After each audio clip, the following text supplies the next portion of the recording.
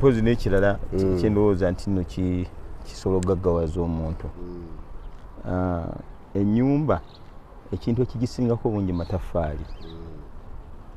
Bw'oba olina enteekateeka n'oteekateeka amataffaali osobola okuzimba ebizimbe byonna by'oyagala. Kyenasooka okukola kwe kugula mashini z'amasannyalaze ezizafiriza era olinze buli mataffaali gonna nina obutiba obugakuba ne bugafulumya mu sayizi zonna. Okitegeera mashini bwe ziri wali kati amataffaali gabeerawo.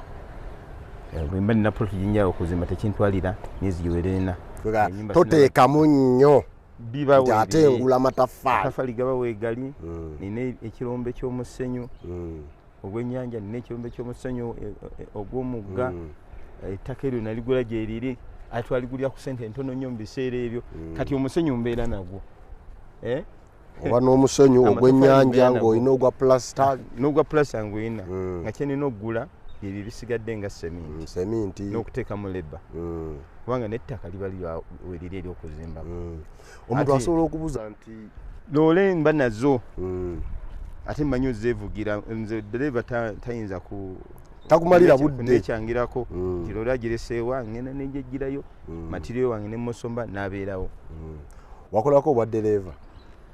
Teri kyesikolanga obwa ddereeva. Navugako ku loole, navugako ku trailer. Nze obulamu bwempiseemu bubadde buzibu nnyo. Buli nafunanga okulemerwa mu kino nga nkwata ekirala. Kati onumbuuza ki? Naye ng'ate ebiseera ebyo byonna tobimaliramu ebyo oba olina okwongera n'omanya bikwata ku nsi yo. Era nga bwenfunamu akalembereza nga nkwata ekitabo nga nkisoma nga ntegeera era nga ngenda nnyo emakerera awo nensalamu magezi ne applied for courses nezimu ne banyima okumala ekiseera bamala ne bampa neneyongerako okusoma neneyongerako okusoma. Omuntu asobola okwebuuza nti lwaki wayingira emigozo bano gy'ettaka okusuubula ettaka? Awo nga wabeera emigozo bano n'abadde omulungi n'afuuka omubi. Well, kyekintu ekiriwo wano mu Kampala oba oyagala okufuna kasente. Kyekintu kyonza okuteekamu ssente zo neweyitawo ekiseera profit ogula $5,000,000 osobola ogitunda $1,500,000 omasa emyaka 2. Kakati agamagoba bw'otundayo kapolitiko kamu oba bubiri ne bakulaba nvuze kamotoka nga bagamba nti nga bateekako ebigambo naye tebamanyi nti nno oba weerumiza oluvannyuma lw'ebbanga eddene.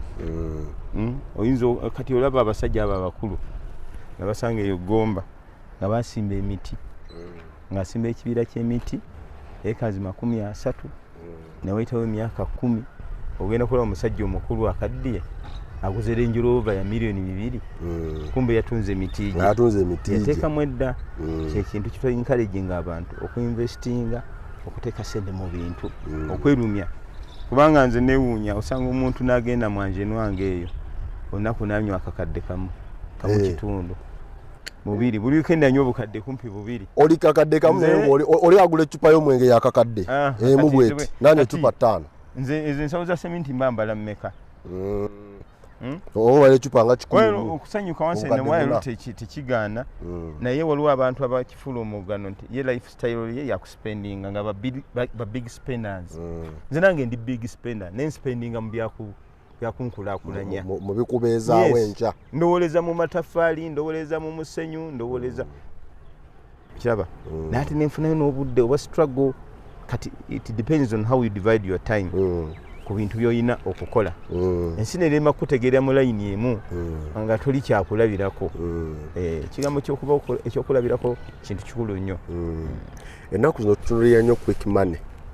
Nze mbeera wano nina emyaka gyange 25 naye nga njagala ssente ez'amangu. Nsobola okujjaawo naye nkutunuulira ebintu by'okoze n'onyumiza ebintu byonna nga Nyanzi oyo kati nze mbifunye enta naye nga nze nowoleza myaka egi Nyanzi byakoledde emyaka aga. Anti ojja kugwa mu buzibu. Ekisooka ojja kumanyiirwa. Nze saagala muntu kummanyiira nakunjolonga.